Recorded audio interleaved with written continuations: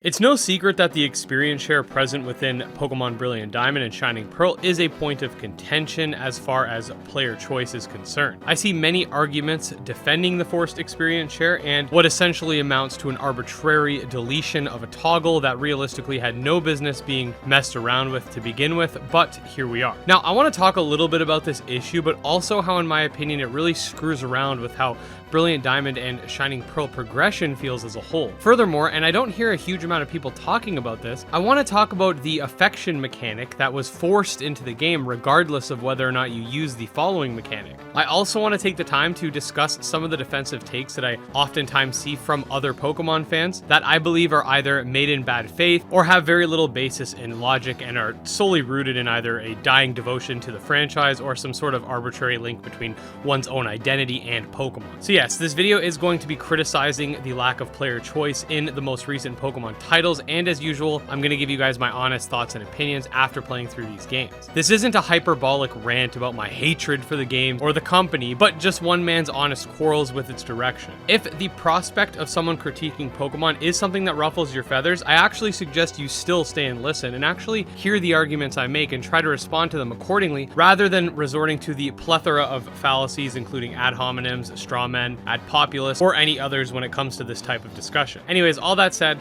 let's get into this.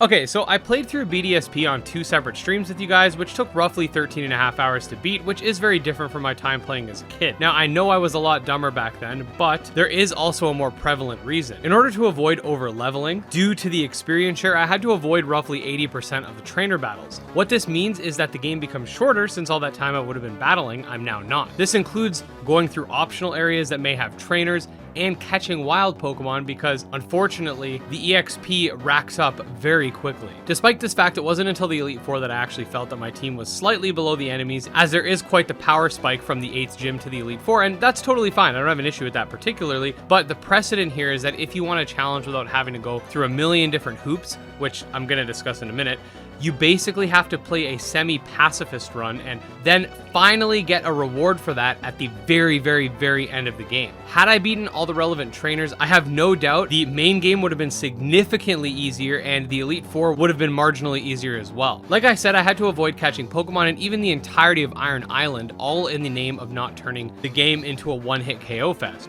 Now, I don't expect Pokemon to be Dark Souls, and I also don't equate grind to challenge, but what I'm getting at is that the EXP share does more than keep you on par. It systematically overpowers you to the point where you have to essentially be wary of it at all times. Now, the affection mechanic is even worse and also lacks player choice. I thought by not visiting Amity Square I could avoid it, but it turns out the following mechanic only quickens the affection bonus, so I did end up getting those bonuses anyway despite my attempt to completely cut it out, and essentially I lost the ability to have following Pokemon all in the name of trying to keep the game from being a total snooze fest, and it's kind of sad because I would have really liked to have the Pokemon follow me. Now, affection raises the chance of you hitting critical attacks. It also gives you a focus band, essentially letting you survive with 1 HP on multiple occasions. It lets you heal from status moves and gives you 20% more experience. It's bad enough that you can't turn the EXP share off, but that coupled with affection being forced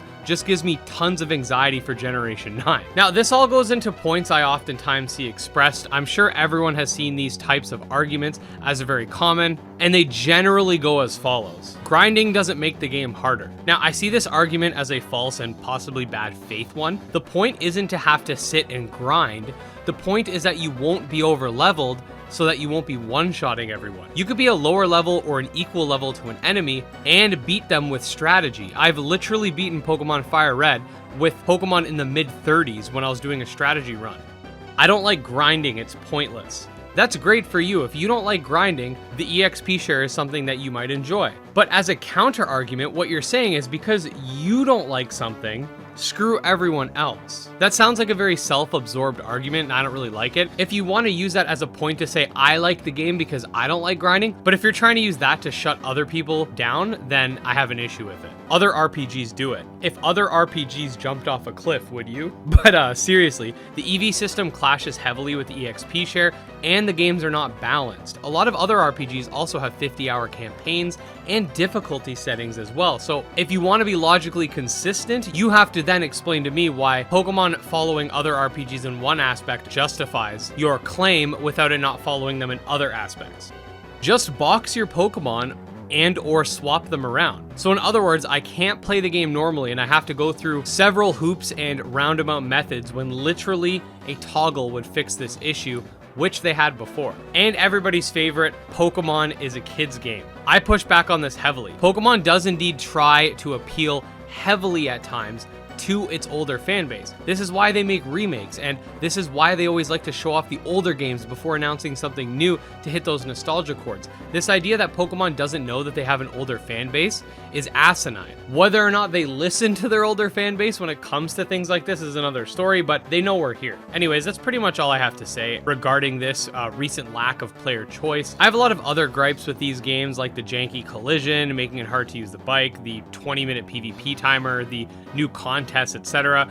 But I think all of this is a symptom of a greater problem, that being the Pokemon Company's insistence on making games in such a way that you have to play them the way they want you to play them. I'm thoroughly looking forward to the mods that will come out for this, and honestly, I've been thinking about opening my Pokemon Platinum up so I can make a more comprehensive video on as to what the remakes should have been and what they should have taken from that game. Now, I am going to put out a review about Pokemon Brilliant Diamond and Shining Pearl, and we will talk about various parts of the games that I do like and various parts that I don't. So don't think this is just a huge Pokemon sucks rant, because it's not. This is just one aspect of the game that I think is really crucial and we need to see change on. I do hope you guys can see my perspective on this, and I just want to say my criticisms of Pokemon seriously come from a point of love for the franchise and wanting it to be something that we can look forward to and enjoy, instead of each decision leading to more alienation to a large chunk of Pokemon fans. Player choice is something that should be upheld, and there has been no compelling arguments to justify stripping away options instead of just having them like the way that they were. But with that said, let me know what you guys think in the comments. I'm sure a lot of people have a lot of different things to say, and I think it's important that everybody have the ability to put their voices out and be heard. If you did enjoy this video, definitely make sure to like and subscribe to the channel. You can also follow me on Twitter and check out my Discord. All links will be in the description. I'll see you guys next time. Peace.